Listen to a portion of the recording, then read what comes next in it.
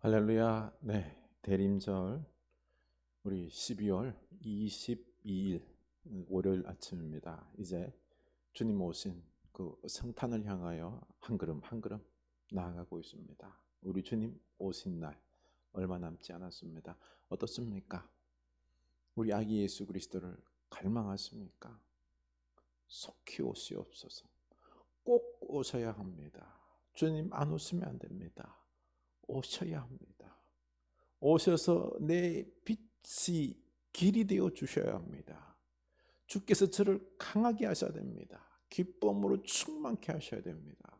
이런 마음이 있으신지요? 우리 오늘 다시 한번 주님 앞에 이 아침에 갈망할 수 있길 원합니다. 네. 두 아버지, 우리 오늘은 또 말씀을 보면서 생각해 보도록 하겠습니다. 마태복음 1장 20절 21절. 요셉이 이렇게 생각하고 있는데 주의 천사가 꿈에 그에게 나타나서 말하였다. 다윗의 자손 요셉아, 두려워하지 말고 마리아를 내 아내로 맞아들여라. 그 몸에 잉태된 아기는 성령으로 말미암은 것이다. 마리아가 아들을 낳을 것이니 너는 그 이름을 예수라 하고 하여 그가 자기 백성을 그들의 죄에서 구원하실 것이다. 아멘. 하나님께서 요셉에게 자초지종을 설명하시는 일을 미루셨다는 점이 흥미롭습니다. 요셉이 스스로 상황을 곰곰이 생각하고 기도하며 최선의 결정을 내릴 시간을 주셨다는 게 특히 그렇지요. 사실 하나님은 마리아의 임신 전 몇 주나 몇 달 전에라도 요셉에게 앞으로 있을 일을 미리 일러줄 수 있었습니다. 마리아에게 그렇게 하셨던 것처럼 말이죠. 그렇지 않은 거죠. 이것은 불공평해 보일 수도 있습니다. 왜 요셉에게 이런 믿음의 시험을 주셨을까요? 그럼에도 그 시험을 마주하는 요셉의 모습이 어찌나 듬직한지요. 요셉은 이 상황을 해결하고자 자신이 생각할 수 있는 가장 사려 깊은 계획을 세웠지만 바로 그때 하나님의 다른 계획을 발견하게 됩니다. 하나님께서 그의 결혼과 가족의 미래를 완전히 뒤바꾸시는 순간에도 요셉은 불평하지 않고 그저 그 일을 받아들이며 태어나지 않은 예수님과 그분의 어머니 마리아를 보호하고자 하고 돌보았습니다. 하나님 아버지께서 사랑하는 아들 예수님을 한 인간에게 맡기시고 그가 그 일을 사랑과 온화함으로 감당하는 모습을 보는 건 저에게 큰 기쁨입니다. 그러한 두 아버지를 둔 아들인 예수님께서도 그들과 똑같다는 건 두말하면 잔소리겠죠. 그분은 인내하는 사랑과 자비로 우리의 안녕을 돌보십니다. 심지어 자신의 생명을 희생하면서까지 말입니다. 기도합니다. 주 예수님, 주의 인자하심이 제 안에서도 빛나게 해 주세요. 아멘. 네. 두 아버지. 예수님에게는요, 이 두 아버지, 요셉처럼 온화하게, 그리고 또한 마리아를 보호하는, 그 태중에 예수를 보호하는, 끝까지 감당하는 그 모습. 또 하나님도 그렇죠. 이 예수 그리스도를 이 땅에 보내면서 참 요셉에게 다 맡기잖아요. 불안하지 않을까요?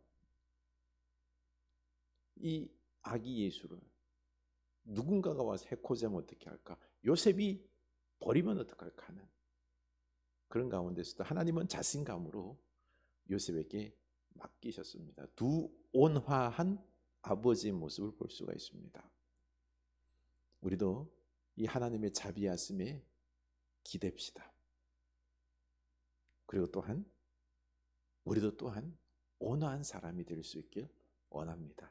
책임지고 품어주고 하는 온화한 그런 인자한 아버지가 될 수 있기를, 어른이 될 수 있기를, 부모가 될 수 있기를 축원합니다.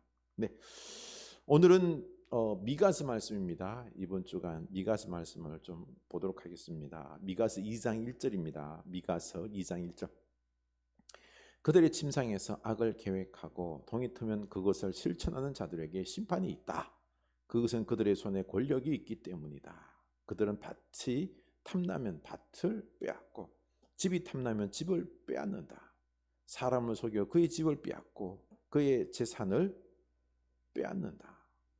참 옛날 그 이스라엘이 얼마나 악하고 타락했으면요, 밤새도록 침상에서 악을 계획합니다. 저걸 어떻게 빼앗을까?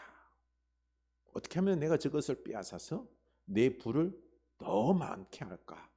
이런 것들을 밤새 고민하고는요, 그 다음날 아침에 자기 힘을 가지고 행합니다.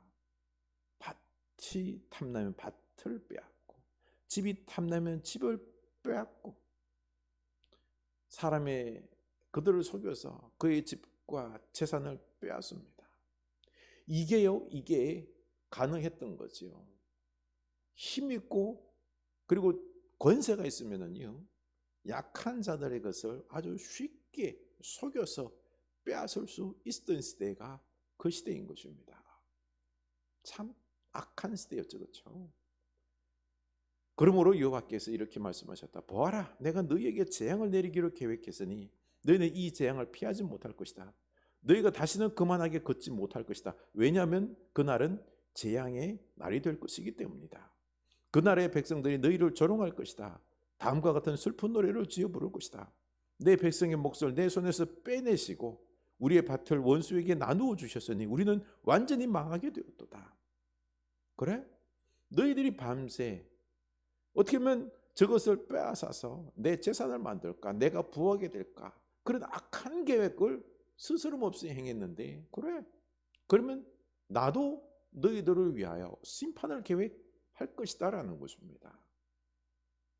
너희들이 악을 계획하는데 그러면 내가 그 가만히 있으면 되겠니? 하나님께서는 도리어 뭐라고요? 심판을 계획할 것이다. 너희들이 지금 빼앗아 놓은 그 재물들, 권세들, 그게 너희 것이다 라고 생각하느냐? 하나님께서는요, 그것을 네 손에서 뺏어서 누구에게요? 아수르에게, 바벨론에게, 원수에게 주어서 너희가 가지고 있는 모든 것들이 무용지물이 되게 하겠다는 것입니다. 그래서 이스라엘 유다가 아수르의 바벨론에 멸망되어서 그들이 가지고 있던 그 모든 재산과 땅, 권력 하루아침에 무용지물이 되잖아요. 이겁니다. 우리가 악을 행하고 악을 계획하고 그리고 그것 가진 것 가지고 나는 평안하다. 내가 가진 것 가지고 나의 부를 가지고 내가 이 땅에서 평안을 기쁨을 누리겠다라고 하는 그 악, 하나님 그 악을 심판한다는 것입니다. 오늘날 그렇지 않습니까? 오늘날 우리 사람들이 뭐 합법을 가장한 이런 부의 쏠림이 많아요. 어쩔 수 없이 약한 자들이, 가난한 자들이요, 없는 자들이 있는 자들에게 그 자연스럽게 어떤 법망을 피해서 빼앗는 그런 모습들이 많습니다. 그러면 그러죠. 내가 열심히 해서 했다니까, 내가 똑똑해서 그랬다니까, 내 욕심대로 다 그냥 그런 것들을 취하고, 그럼 없는 자들, 너희들이 어리석어서 그런 거야. 나처럼 배워. 열심히 하란 말이야. 그래서 이걸 가져. 너희들이 게으르니까 못 가진 거지. 이렇게 말할 수 있겠죠. 오늘날 오늘날 이 사회가, 이 자본주의 사회가 이런 빈익빈 부익부의 사회를 만든 거예요. 하나님은 그럼 어떻게 할까요? 하나님께서 그 부를 무용지물 만들면 어떡할 거예요? 다 빼앗아 버리면 어떡할 거예요? 심판을 해서 그 집과 재산들을, 내 땅, 집 모든 것들을 갖다가 하루아침에 뭉개버리면 어떡할 거예요? 다 무용지물이 되는 거예요. 그러므로 너희 중 어느 누구도 여호와의 백성이 모일 때에 제비를 던져 땅을 나눌 자가 없을 것이다. 사람들이 말한다. 우리에게 예언하지 마라. 그런 듣기 싫은 말은 하지 마라. 그런 일은 우리에게 닥치지 않는다. 이런 예언의 말을 갖다가 이제 참 선지자들이 말을 합니다. 하지 마라. 듣기 싫다라는 거죠. 그러나 야곱의 백성아, 어찌하여 여호와의 인내가 짧은가? 이것이 그가 행한 일인가라고 말하느냐? 너희가 올바르게 살았다면 내 말이 친근할 것이다. 그런데 그러는 거예요. 거짓 선지자들은. 아니야, 하나님은 인자하시고 그 하나님은 또 우리를 용서하시고 자비로우신 분이시기 때문에 우리가 무슨 짓을 하더라도 하나님은 용서해 주셔. 참아 주셔. 못 본 척 해 주신다니까 괜찮아. 심판 없어. 심판 없어. 그냥 계속 이렇게 살아. 재물을 살아가고 내 부를 살아가고 얼마나 좋아. 즐기면서 살아. 하나님은 다 용서해 줘. 그냥 교회 가가지고 그냥 한번 기도하고 잘못했습니다 하고 그냥 집에 가서는 그냥 내 마음대로 사는 거야. 그렇게 하지 말라는 거예요. 그러나 근래에 내 백성이 오히려 원수가 되었다. 전쟁이 끝난 후 집으로 돌아가는 사람들처럼 안심하며 지나가는 그들에게서 너희는 그들의 겉옷을 빼앗았다. 너희는 내 백성의 이자들을 그 멋진 집에서 내쫓았고 그 자녀에게서 내 영광을 영영 빼앗았다. 겉옷을 빼앗고 자녀들을 빼앗고 아내들을 빼앗고 영광을 영영 빼앗고 참 악한 사람들이죠. 이 힘든 와중 속에서도 전쟁 후에 그 얼마나 고통스러운 상황입니까? 그런 가운데 속에서도요 다 빼앗고 거짓 선지자들 거짓을 예언하고 너희가 이곳을 더럽혔기에 멸망할 것으로 저주받았다. 너희는 거짓말쟁이나 사기꾼이 와서 내가 너희에게 포도주와 독주의 즐거움에 대해 예언하겠다라고 하면 그 사람을 예언자를 생각하고 좋아한다. 너희들은 거짓 예언자들의 말을 그렇게 그냥 따르고 좋아하고 참 선지자들의 말은 귀를 막아버리고 내게 안 좋은 예언한다고, 응? 나를 심판한다고, 나를 정죄한다고 싫어하면서 그 말을 듣지 않았는데 결국 하나님께서 심판할 것이다라는 것입니다. 여러분, 우리 이 대림절에 예수 그리스도가 우리를 구원하러 오신 건 맞아요. 그럼에도 불구하고 우리는요, 이 예수 그리스도 안에서 진정 내가 예수님을 사랑하는지, 예수님의 말씀을, 예수님의 그 진리를, 그 사랑을, 그 용서함을 사랑하는지 아니면 이 땅의 즐거움, 쾌락을 더 사랑하는지 한번 보십시오. 나의 손에는 가난한 자와 약한 자들의 그들의 피눈물이 가득하지 않은지 보시기 바랍니다. 우리는 하나님의 참 말씀 진리를 들어야 됩니다.